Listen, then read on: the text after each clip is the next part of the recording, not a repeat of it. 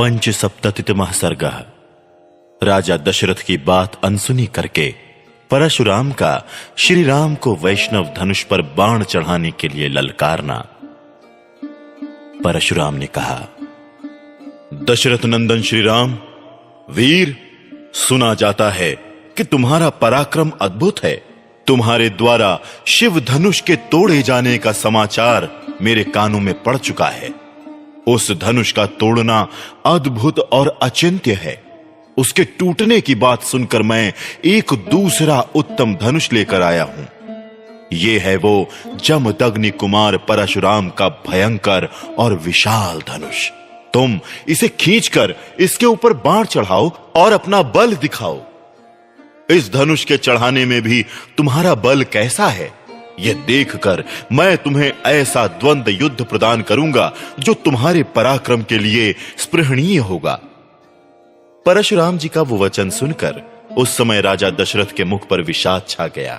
वो दीन भाव से हाथ जोड़कर बोले, ब्राह्मण, आप स्वाध्याय और व्रत से शोभा पाने वाले भृगुवंशी ब्राह्मणों के कुल में उत्पन्न हुए हैं और स्वयं भी महान तपस्वी और ब्रह्मज्ञानी हैं। क्षत्रियों पर अपना रोष प्रकट करके अब शांत हो चुके हैं।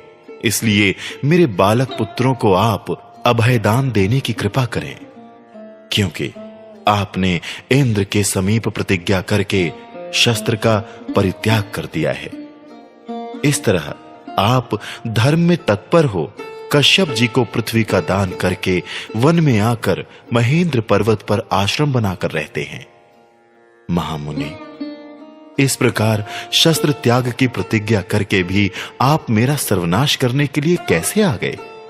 यदि कहें मेरा रोष तो केवल राम पर है, तो एकमात्र राम के मारे जाने पर ही हम सब लोग अपने जीवन का परित्याग कर देंगे। राजा दशरथ इस प्रकार कहते ही रह गए, परंतु प्रतापी परशुराम ने उनके उन वचनों की अवहेलना करके राम से ही बातचीत जारी रखी। वो बोले, रघुनंदन, ये दो धनुष सबसे श्रेष्ठ और दिव्य थे। सारा संसार इन्हें सम्मान की दृष्टि से देखता था। साक्षात विश्वकर्मा ने इन्हें बनाया था। ये बड़े प्रबल और दृढ़ थे। नरश्रेष्ठ, इनमें से एक को देवताओं ने त्रिपुरासुर से युद्ध करने के लिए भगवान शंकर को दे दिया था। ककुत्स्थनंदन, जिससे त्रिपुर का नाश हुआ था, वो वही धनुष था जिसे तुमने तोड़ डाला है। और दूसरा दुर्धर्ष धनुष ये है जो मेरे हाथ में है। इसे श्रेष्ठ देवताओं ने भगवान विष्णु को दिया था। श्री राम शत्रु नगरी पर विजय पाने वाला वैष्णव धनुष है।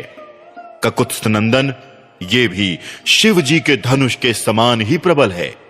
उन दिनों समस्त देवताओं ने भगवान शिव और विष्णु के बलाबल की परीक्षा लेने के लिए पितामह ब्रह्मा जी से पूछा था कि इन दोनों देवताओं में कौन अधिक बलशाली है।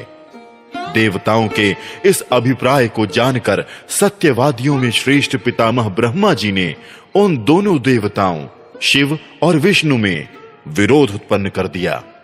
विरोध पैदा होने पर एक दूसरे को जीतने की इच्छा वाले शिव और विष्णु में बड़ा भारी युद्ध हुआ जो रोंगटे खड़े कर देने वाला था।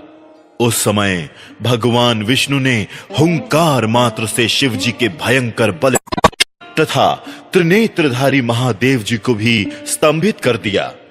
तब ऋषि समूहों तथा चारणों सहित देवताओं ने उन दोनों श्रेष्ठ देवताओं से शांति के लिए याचना की। फिर वो दोनों वहां शांत हो गए।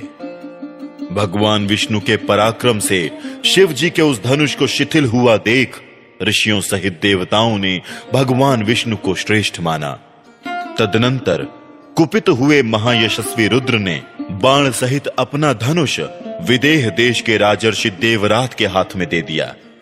श्री राम शत्रु नगरी पर विजय पाने वाले इस वैष्णव धनुष को भगवान विष्णु ने भृगुवंशी ऋचिक मुनि को उत्तम धरोहर के रूप में दिया था। फिर महातेजस्वी ऋचिक ने प्रतिकार की भावना से रहित अपने पुत्र एवं मेरे पिता महात्मा जमदग्नि के अधिकार में ये दिव्य धनुष दे दिया। तपोबल से संपन्न मेरे पिता जमदग्नि अस्त्र शस्त्रों का परित्याग करके जब ध्यानस्थ होकर बैठे थे, उस समय प्राकृत बुद्धि का आश्रय लेने वाले कृतवीर्य कुमार अर्जुन ने उनको मार डाला। पिता के इस अत्यंत भयंकर वध का, जो उनके योग्य नहीं था, समाचार सुनकर मैंने रोष पूर्वक बारंबार उत्पन्न हुए क्षत्रियों का अनेक बार संहार किया। श्री राम, फिर सारी पृथ्वी पर अधिकार करके मैंने एक यज्ञ किया और उस यज्ञ के समाप्त होने पर पुण्यकर्मा महात्मा कश्यप को दक्षिणा रूप से ये सारी पृथ्वी दे डाली। पृथ्वी का दान करके मैं महेंद्र पर्वत पर रहने लगा और वहां तपस्या करके तपोबल से संपन्न हुआ। वहां से शिव जी के धनुष के तोड़े जाने का समाचार सुनकर मैं शीघ्रता पूर्वक यहां आया हूं। श्री राम, इस प्रकार ये महान वैष्णव धनुष मेरे पिता पितामहों के अधिकार में रहता चला आया है। अब तुम क्षत्रिय धर्म को सामने रखकर ये उत्तम धनुष हाथ में लो और इस श्रेष्ठ धनुष पर एक ऐसा बाण चढ़ाओ जो शत्रु नगरी पर विजय पाने में समर्थ हो। यदि तुम ऐसा कर सके तो मैं तुम्हें द्वंद्व युद्ध का अवसर दूंगा। इस प्रकार श्री वाल्मीकि निर्मित आर्ष रामायण आदि काव्य के बाल कांड में 75वां सर्ग पूरा हुआ।